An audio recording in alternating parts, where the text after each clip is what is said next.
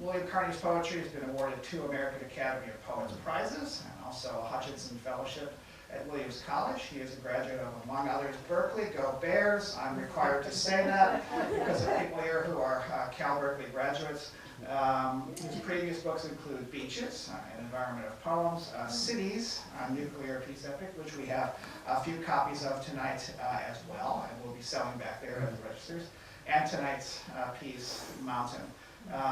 He was also with the San Francisco Redevelopment Agency for 25 years, was the project manager on, among other things, Yearbook Lane Gardens, and also had a hand in helping to launch the Museum of the African Diaspora. He is president of Sustainable San Rafael, also past president of Friends of the Urban Forest, and it's a delight to have him here. Would you please welcome William Carney. Thank you.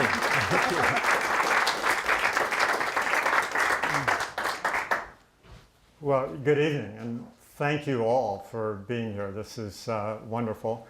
I'm picking out faces from many walks of life here, so it's really great to see everyone. And thank you also to Book Passage for hosting. I want to thank everyone who's inspired me along the universe story path, those from Unity and Marin, and particularly my kindred spirit wife, Tamara Peters.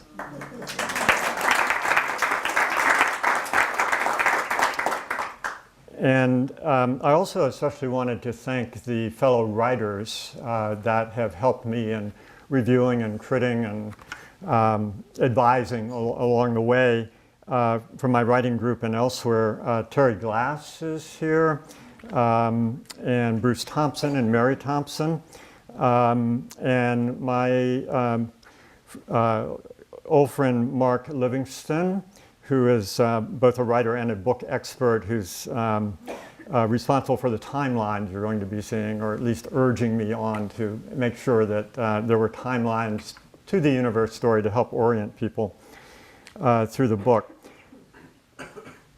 Also, in absentia and in memoriam, my Sierra backpacking partner and writer, Sam Ciafalo,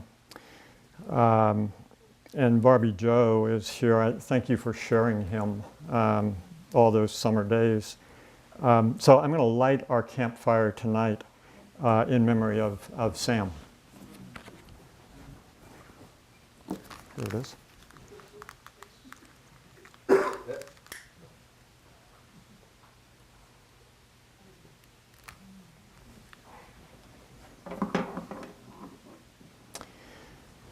So Mountain has been 8 years in the making, and really it's been all of my life.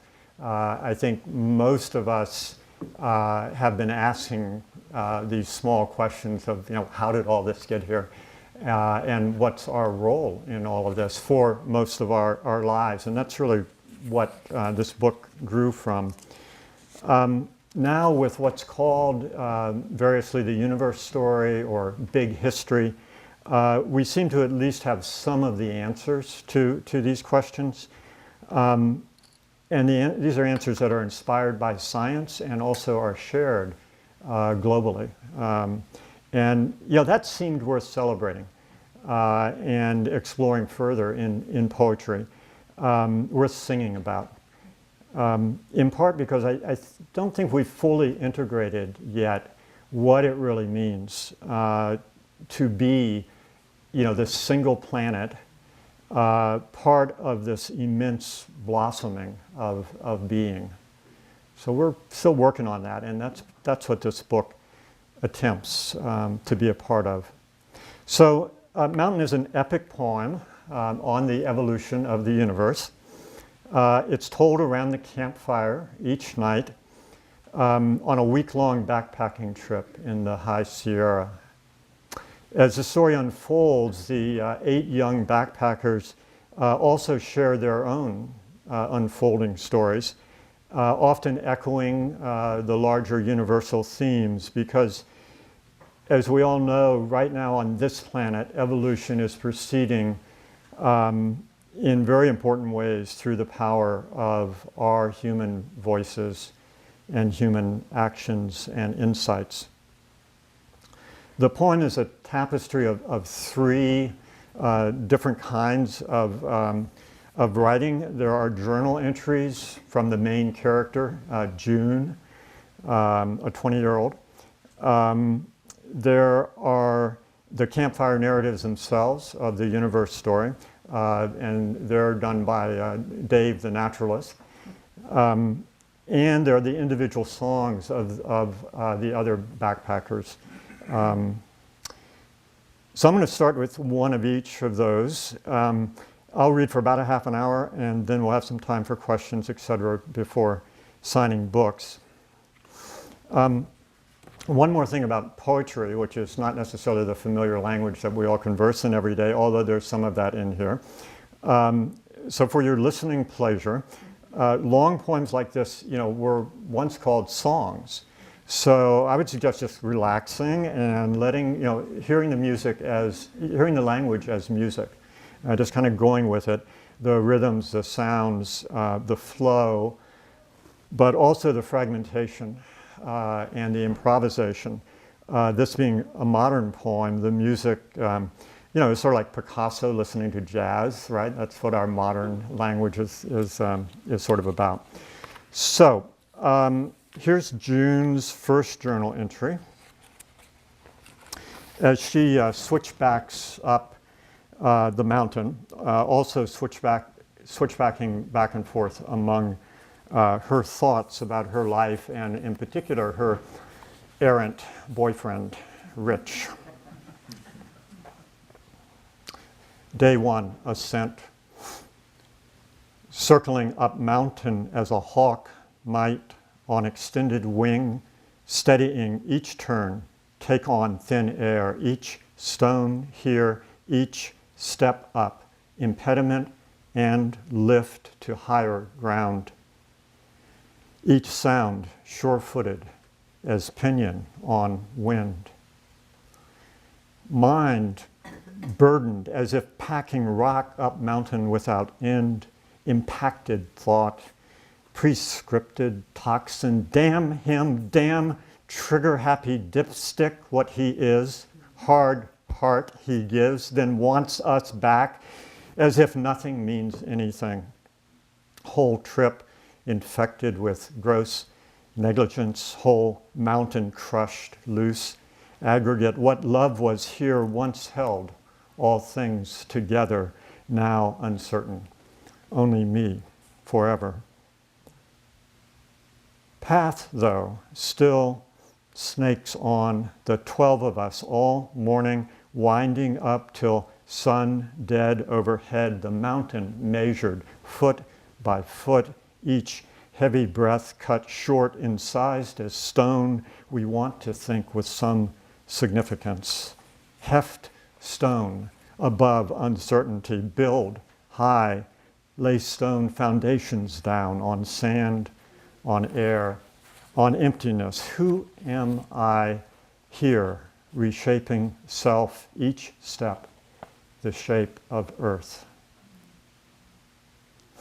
Rich, cocksure, crock full of answers, everything that we must be, life just proceeds, spelled out, prefixed, concrete, just stick to the routine, said Gene's conservative by nature. Soon as he finishes law school and me, pre-med, we're set, we'll knot ourselves up good, prepackaged family man, his brand, responsible for service, pilot, prep for politics, the sky's the limit, hurtling through stratosphere, eyes angle down here for balance here, crop up to catch this instant, this immensity. As Stein said, it's Picasso's world. First time she flew, planed fields of Normandy, fragmented as stained glass below.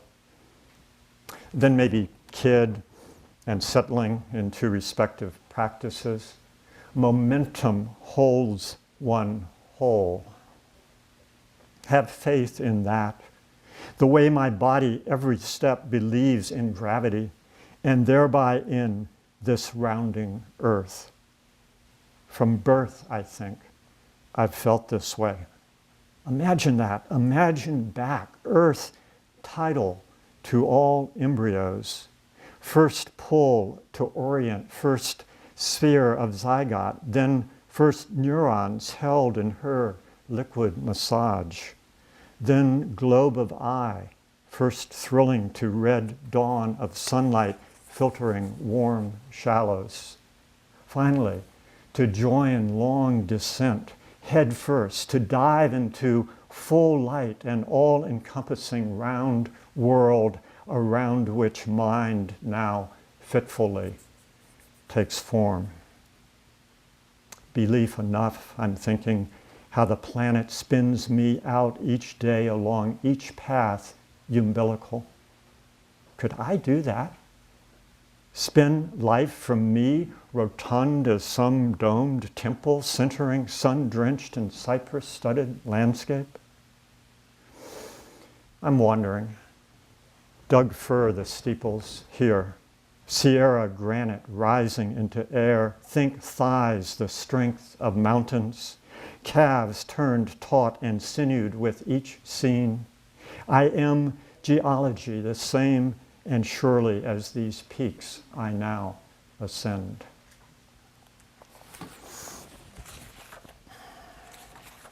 So next I want to move on to June's first song. And I must say I'm remiss in not putting on my, my character hats here.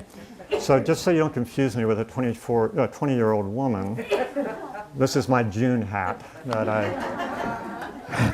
meant to be wearing during this time. And when I take it off, it's the Dave, the naturalist persona. So this is June's song, Altitude.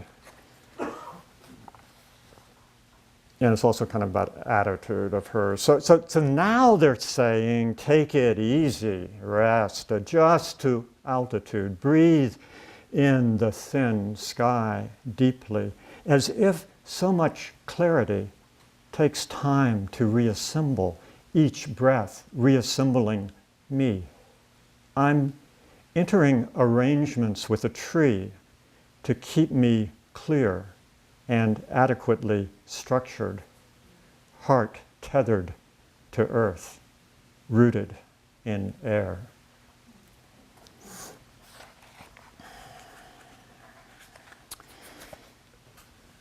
Okay, and then we're back to Dave now. And this is the first of the real universe story episodes. It's a second fire in, and it's called Earth. So Monday, second fire, Earth. So we begin. To see the stars, look down into the mica flecked within this granite.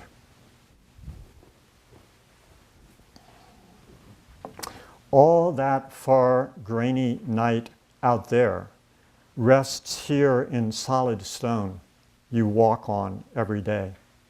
Take stone in hand and feel in quartz, in feldspar, entire crystal texture of the universe, here to be touched. The earth is starlight come among us. Stars rain down and gathered up to form all things. Stars streaming to become us. Star generations. This granite's headstone to a star. Your family ancestry spans back through several, first lit up 500 million years from birth of universe, all dying and reborn 9 billion years long lineage of light. Each burns through its inheritance of hydrogen, first shortage of first energy, then fuses from it on hard anvil of its own internalizing weight, more complicated elements, spinning together more and more electrons round centrifugal nuclei to blaze increasingly intense, till iron that can't combust collapses star in final sacrificial flash, gone supernova, super new. That instant, energized enough to cook all other elements, then strew them out into prolific space. See glint of such event. See supernova blink again in granite. Touch stars exploding in perfusion, their sharp shards. You hold now in your hands, feel weight of elements stars generate, and earth still pulls down hard into itself to make, as sculptor might, of stone all things now known, then are far-flung imaginings.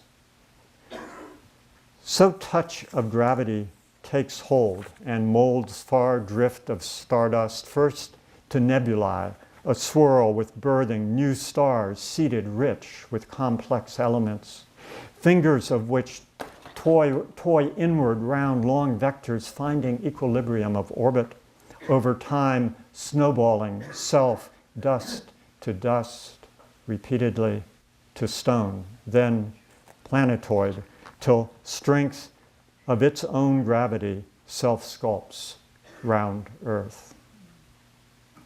Eons, on and on, hard surface gets hard pounded on, more missiles coming in as mounting mass, more mass attracts, till throbbing at its heart, pressed in by weight of self as self accumulates, young planet melts, and iron again at heavy end of mix pulls inward, forming liquid core, internalizing star-like, bulking up enough to keep heat churning, stoked by nuclear decompositions, also slowly in circuitous convection, grinding up cool rock of crust to sink Titanic into Vulcan seas, continuously alive from skies, a streak with boulders, gravities still vacuuming from planet's path.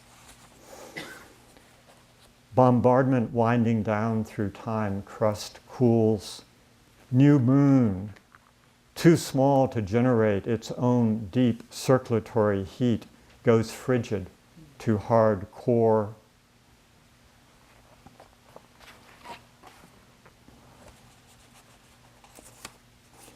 While here, Earth's own stone pulse beats on, liquid and alive, at heart regenerative, to push out continents from molten trench, inching muscularly through depths, to crash plate under plate, to raise these mountain temples, jagged and ascendant with slow force of planet manifest in them.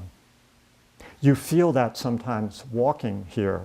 Earth slips upward into air, heart hammering construction, shaping stone to its own domed and spiring cathedral.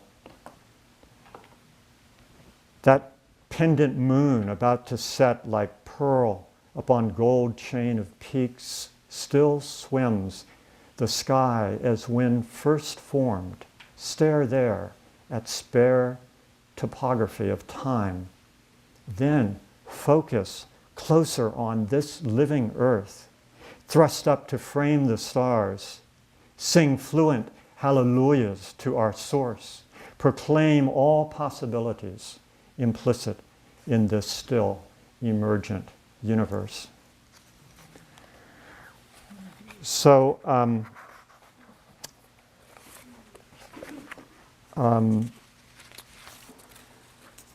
what I found so interesting in writing that and subsequently other parts of the book was that I would start off writing about one thing and then I would end up writing about something else or the next thing, right? So that Campfire 2 story starts off here with the subject of Earth coming together as a stone planet, and pretty much right away I'm finding myself writing about Earth as a liquid planet, right? A molten planet.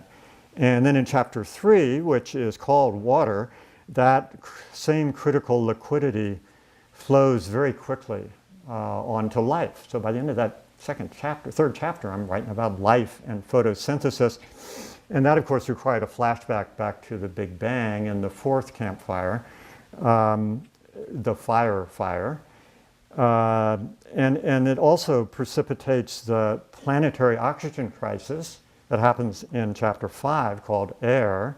And there's a theme here, right? There's earth, water, and air, and fire, and, all leading to life. So life's,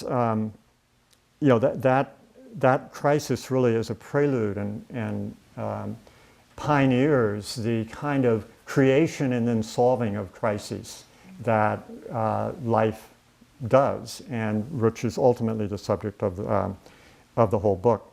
So anyway, back to chapter 2. I thought I'd better end it with a tribute to John Muir because of all this interconnectedness going on. And he, of course, famously said, when we try to pick out anything by itself, we find it hitched to everything else in the universe. So, remembering that liquidity of the molten earth, take that to dream on as you feel earth turn stone cold to face night down, sun's fire set.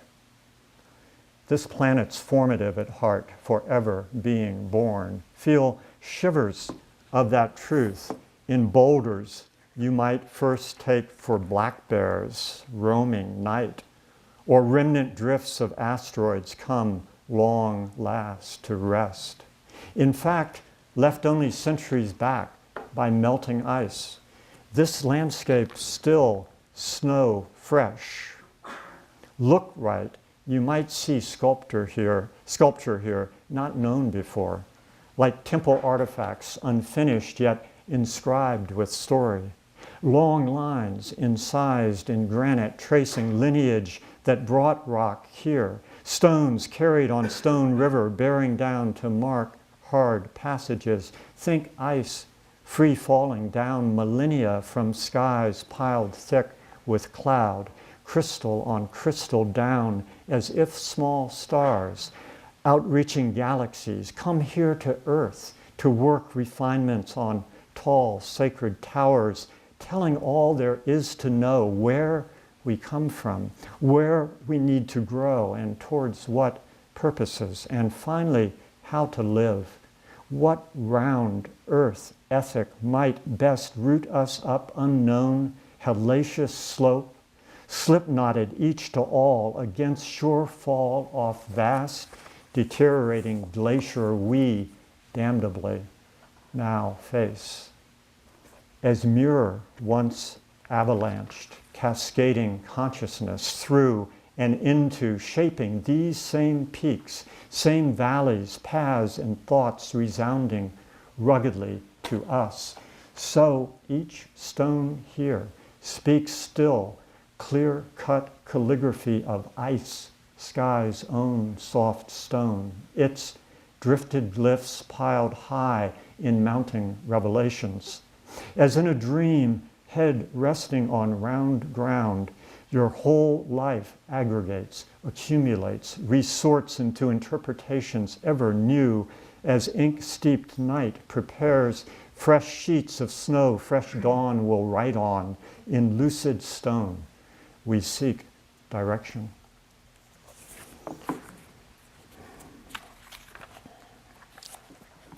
Okay, so now I'm going to skip back into various roles here, starting with Jose.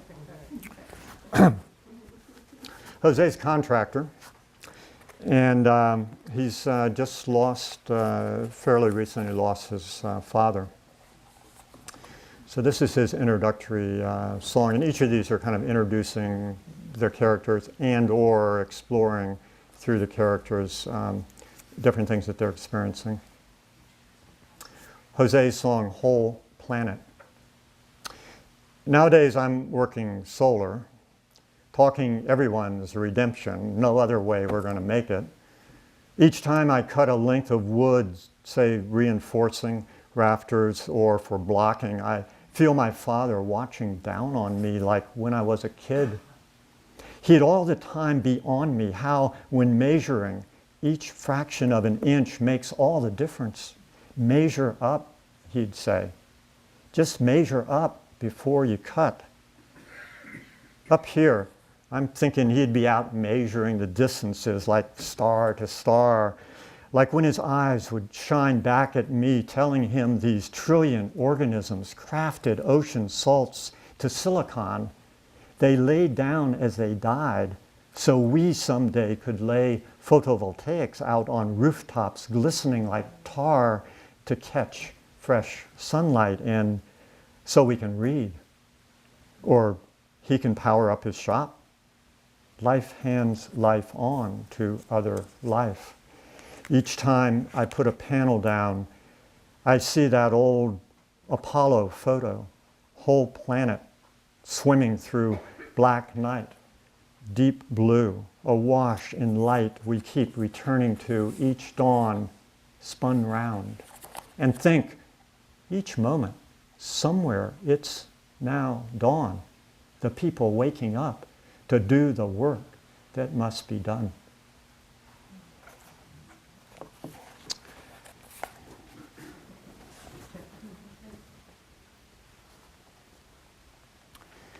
Okay, and then we have Lily's song. Lily is a kind of a streetwise school teacher. And Lily's song is called Mom Gardened. Mom gardened all the time. Out back, brick rubble, she would turn to beds, sweet peas twining over everything, deep red tomatoes we could eat like apples from her hands. It must have been some kind of therapy, I'm thinking. That black dirt she'd sink her fingers in, such relish and release from all day turning back white sheets, just so for finicky rich folk. But what do I know? Could just be plain simple love, the way her fingers felt upon my scalp each Saturday. She'd wash my hair out, getting ready for the week. No child of mine not going to shine. Man came to ask, wasn't she proud of such a garden? She'd look away. She'd say to me, more like be humble what earth does. Then just to please, go on now, mercy, only workers hear the bees.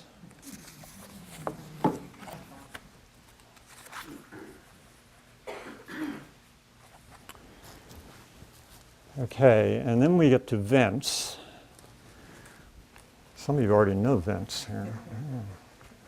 All right, so Vince is a warrior, Native American, and just returned from the Persian Gulf, Persian Wars. Vince's song, Return. I feel like I'm not whole no more.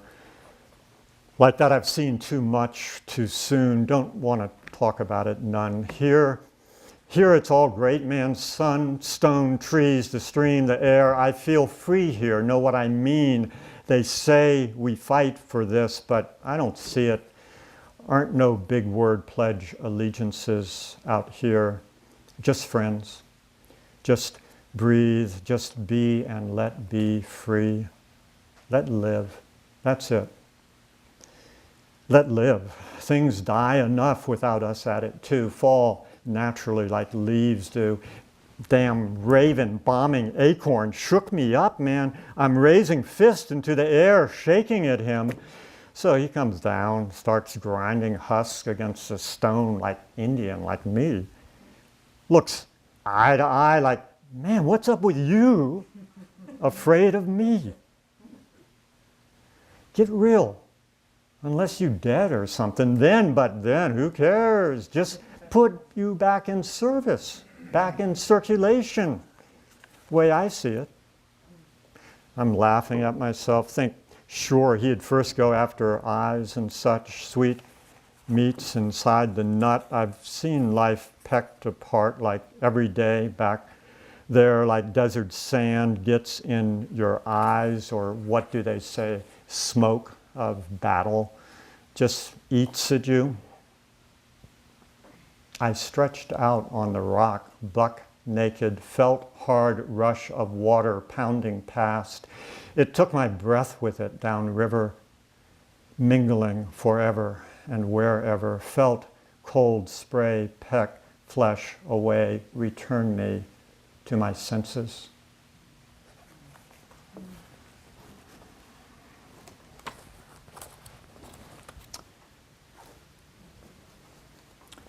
Okay, and then we have Marta's song.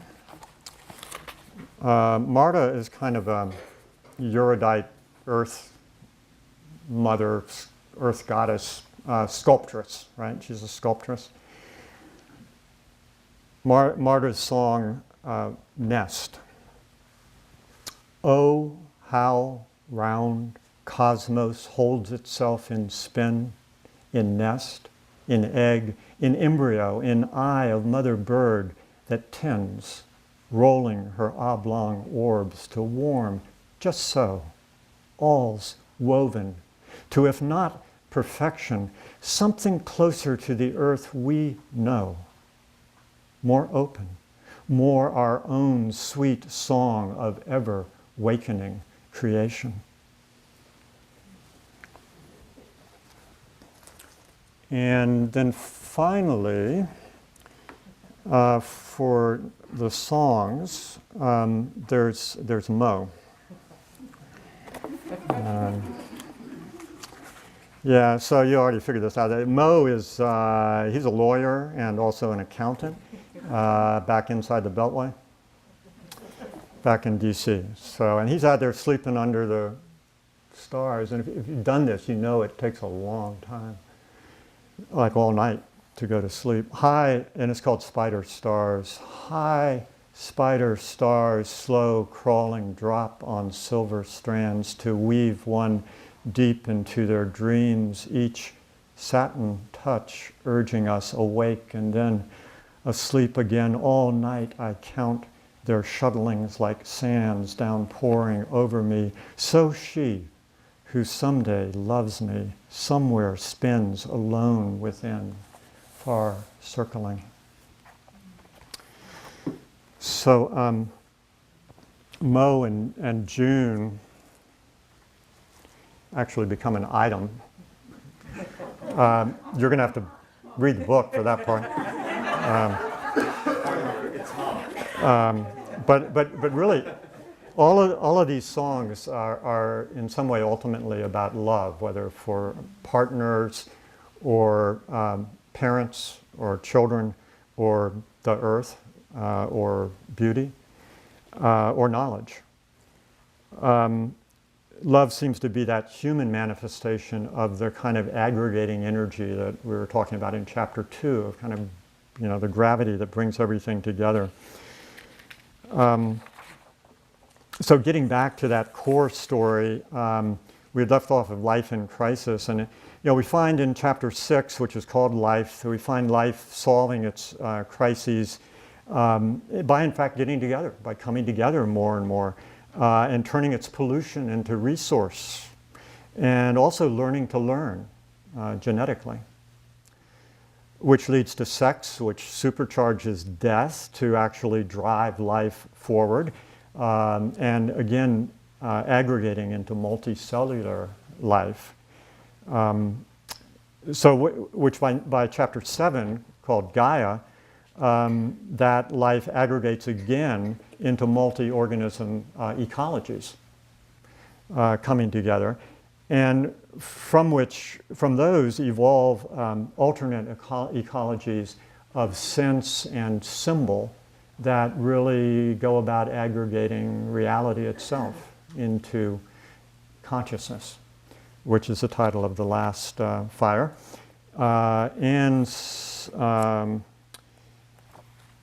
I'm going to dip into that. The last fire includes this by now familiar Genesis story, starting with climate change.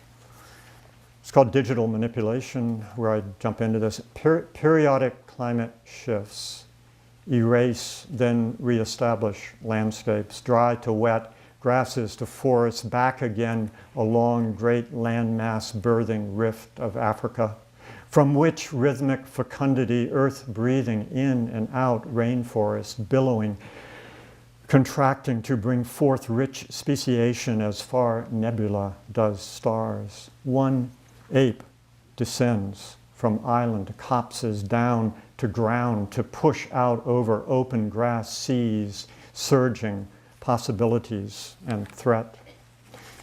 And then we skip through a bunch of technologies, sticks and stones and fire, and get to my favorite one, which is language.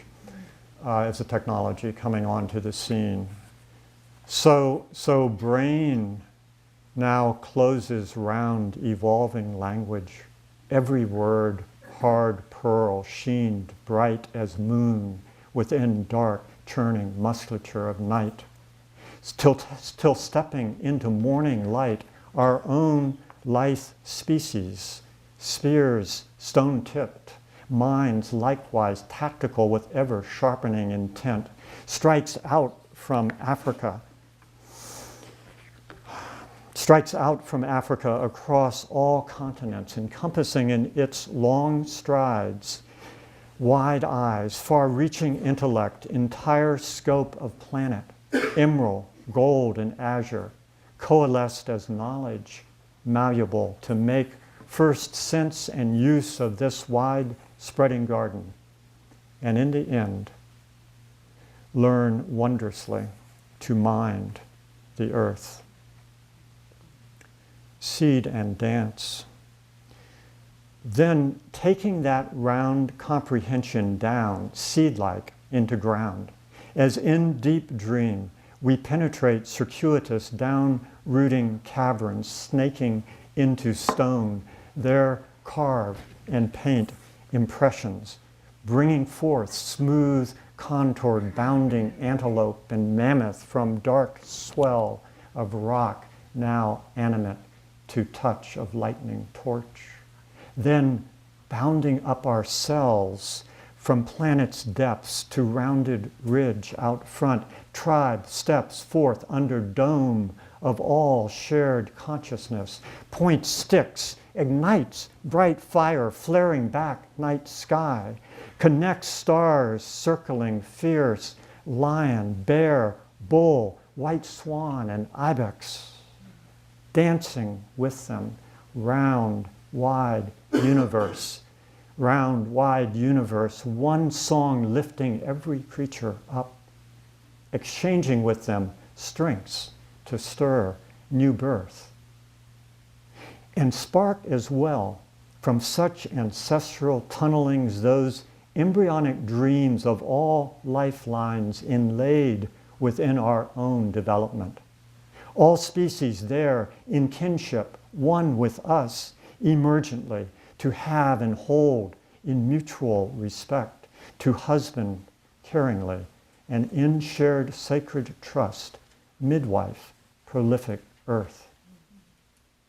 As when, with flash of blade, Odysseus makes peace with goddess Circe to return his men from animal to human form, then at her invitation yields hard intellect, bore-tested, tusk-scarred at his thigh, into her yearning chambers, the two compacting mysteries yet to be grasped.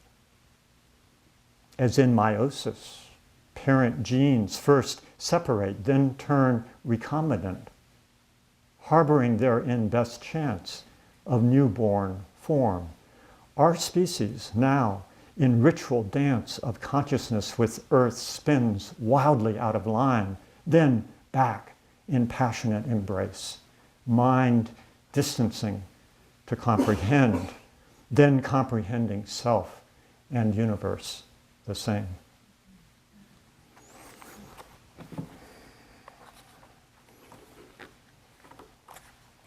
So I'm going to end with two poems. One, two of the songs again. One is a group popcorn poem, and it's sort of a sustainability one. And the final one is more from the spiritual basis of things, more of a spirit poem. really talking about the linkage of cosmic and human creativity, which is really what we need to get through this. So the first one, group popcorn poem. So this is everybody, kind of around the campfire saying, chiming up with something. So I could put on all the hats, but I'm not going to do that. Group popcorn poem, what if? What if our highways fueled themselves from wildflowers and grasses grown in medians? What if we earmarked Earth's inheritance of fossil energy solely to jumpstart clean renewables? What if my word check didn't flag as incorrect, renewables, or sustainably? What if the only wars were fought in history books?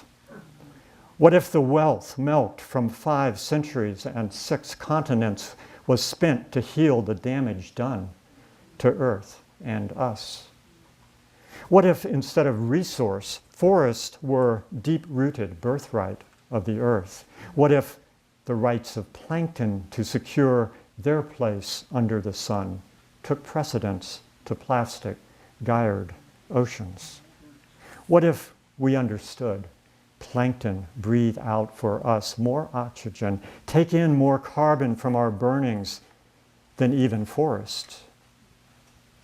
What if the ocean had a voice and forest spoke?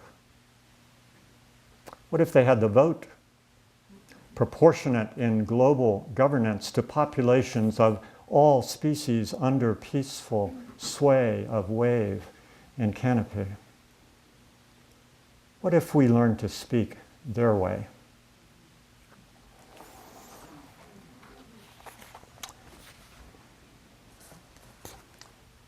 Okay, and finally, I'm going to go back into June's persona here.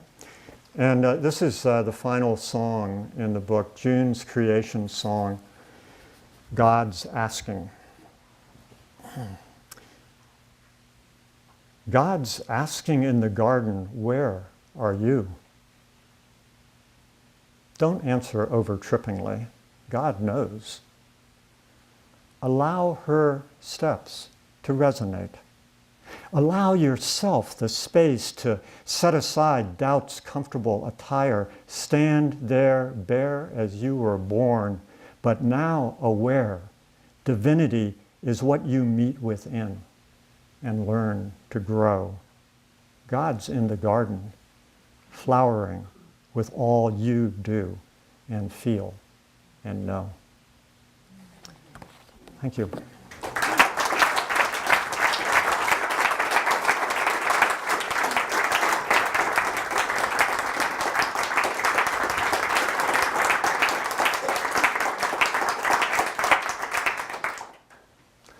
So, Time for a couple of questions, if somebody has any.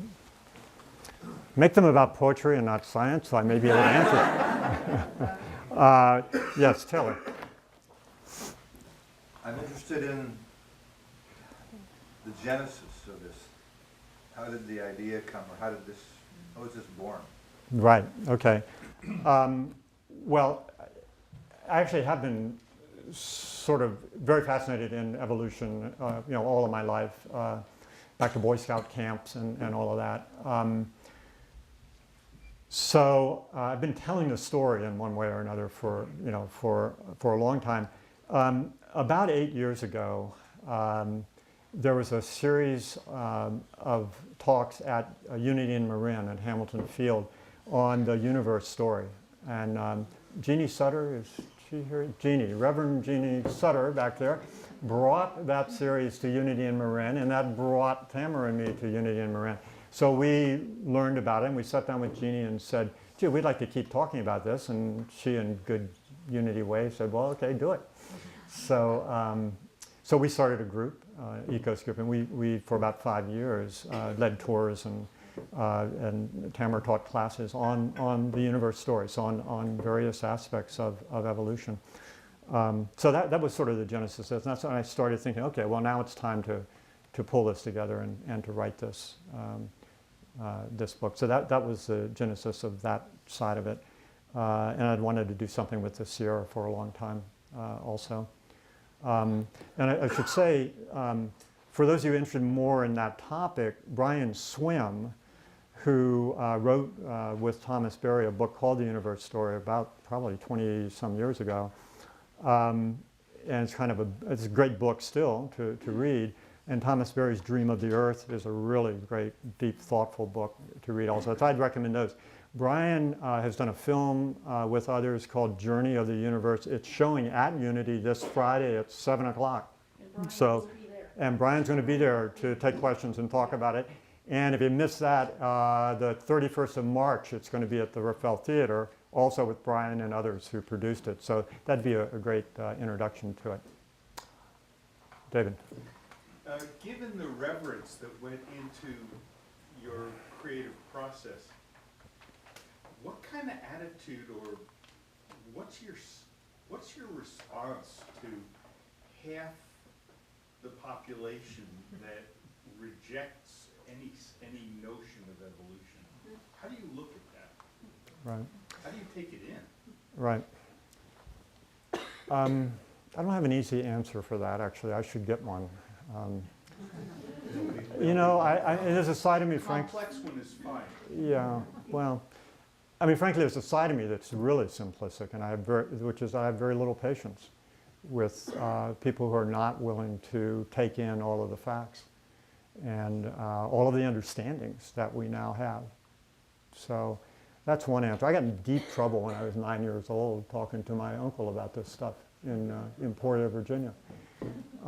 So I'm a little hesitant to do that, but no, I have limited tolerance, I guess. I must say, I try to be tolerant. I think there's also this useful division that a guy named Michael Dowd, who was a born again, and then he became a born-again evolutionist, between night language and day language. And night language, you can do what you want to do as long as it doesn't hurt a lot of people. Day language is, I don't believe in gravity. I don't believe in gravity. Well, it's happening anyway. So I think making that distinction with folks might be somewhat helpful. Yeah, but I mean, I think ultimately we've got to get this creation story out there. Get the real goods out there, and basing our actions on what we actually know, not on stuff that was thought to be known, a couple of millennia ago. Ray, two of you. Okay. Your characters, you write in lots of different voices. Impressed by that. And where did they come from? Okay. Well, I really do live in kind of I'm a pretty sane guy, but I live in a kind of fragmented world in the sense of I like a lot of different perspectives. And so, the stuff about Picasso and kind of cubistic view of things, having a bunch of characters allowed a bunch of perspectives. And it's also, I think anybody who's written understands that it's very liberating. It's very liberating. Yeah, to be writing, in another perspective than kind of your own. So that's kind of it. And where the individuals came from, I don't, it's like you sit down and you think, okay, what's happening today? And then this cast of 8 actually characters grew out of that. And then a kind of supporting characters of the parents and Rich and people who aren't actually they're on the page, but they're not actually up in the mountains are there too. Let's see, Ray, yeah. Yeah, stylistic question. I noticed that the work uses almost no articles at all. I just wondered if you had anything to say about that. Yes. Thank you for asking that. Jerry, thanks you for asking that too. My first answer is, well, it's a journal, it's a journal. That's how I write journals. I don't use a lot of articles. But I think the other part of it is that I like the way the language fits together, and by relieving myself of having to put in that little kind of boring pause point, it allows me to do other things with the words that just sounded and seemed right to me. So that would be my answer, and I hope it's not too off-putting. But like I say, it's music. So, I've listened to a lot of music in my life I don't understand, but it's still good. So whatever. And there's stuff in here, when you get the book, you'll see that there's a lot of line breaks, and it varies quite a bit through the book. And I try to utilize kind of tools of poetry, one of which is line breaks, except I'm breaking them internally. And the same way with rhyme. There's quite a bit of rhyme in here, but it's internal rhyming, usually not in rhyming. And I just think that, I was talking about jazz and stuff. I think it's just more fitting. That sort of flow and fragmentation and that back and forth is more fitting to how, the world I experience, and I think how we as moderns. And I've realized today, thinking about this, that I was born in the first half of the 20th century, so I am kind of modern, right? Not necessarily contemporary, modern. And so those things, that fragmentation and flow is an important part of my sensibility, anyway. David. Are any of the characters autobiographical? I mean, do you identify yourself as one of those, or do they? How does your own autobiography, your own story fit into this? Right. And there's a David Christensen who's also going to be here in this room at 1 o'clock next Saturday reading On the Universe Story, his book, The Holy Universe. So another way to get up to speed for those who want to hear more of this stuff. Thank you. Let's see, autobiography. Actually one of the things I remember from Sam Ciofalo, who was my backpacking partner for a long time, and he saw a lot of this come through our writing group, et cetera. And he said to me on several occasions, up in the mountains, he said, "Yeah, there's a lot of you in here. There's a lot of Bill Carney in this thing." Much as you. So he had heard stories from both sides, right? So he had that perspective. I don't particularly, if I'd identify with one particular voice, it would be the one without the hat, right? It's Dave the Naturalist, that narrative voice. The experiences, the stuff with Jose, with his father, it goes back to a lot of stuff with my dad and carpentry and things like that. So it's sprinkled, I would say, throughout, and I'm not sure I can point to anything particularly more, telling than that. Greg. I'm impressed and inspired, and I've read the table of contents and the preface and the appendices, and I'm working on various bits of the text, but I wonder what parts of this are spiritual search, plea for sustainability, desire to play with words and poetry, which apparently you've done in the past decades, inspired to leave a legacy, inspired by Homer to leave some epic? All of the above? Well, sure. I'll take all of that. On the epic stuff, just to start with the kind of, the grandiose one, I do think that one of the things that always attracted me to epic poetry, not to write it, but just, to read it, and the Odyssey in particular, is that this notion that it embodies a worldview of a particular time. And that's so I was trying to do that. I was trying to embody a worldview and make it available, utilizing the tools of poetry. Now, so I tried to pull in the word interest and play and all that in service of rendering that worldview, because and to the sustainability point, I guess I do feel. I'm pretty pragmatic in terms of let's go out and do stuff to improve things sustainably, to deal with climate change. Let's just do it. But I also know that we're not just going to do it unless and until we really understand our worldview. If we adopt a worldview that says, yes, this Earth is important. Our place in the cosmos is important. We have a place in the cosmos. Growing up in the 20th century, all this out there stuff was thought to be interpreted to be cold and lonely, was what you got from that. I don't get that from it at all. I get the warm fire part, right? We're all part of a big fire that started, was it 14.7 billion years, 13.7 billion years ago, and it's still flaming on. It's still going forth, and we have a real role in how that blossoming happens. So that's the kind of the motivating factor. Okay. Thank you. Thank you.